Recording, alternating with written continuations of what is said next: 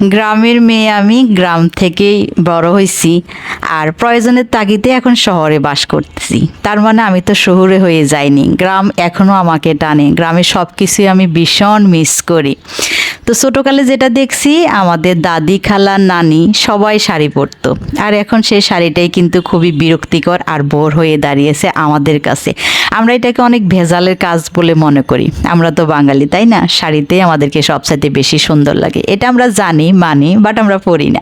তা আজকে বাসায় বউ আসবে না, আগের দিনে বলে গিয়েছে তার বাসায় সমস্যা আছে, সে আজকে আসতে পারবে না। তা আমি ভাবলাম এই সুযোগটা কাজে লাগাই।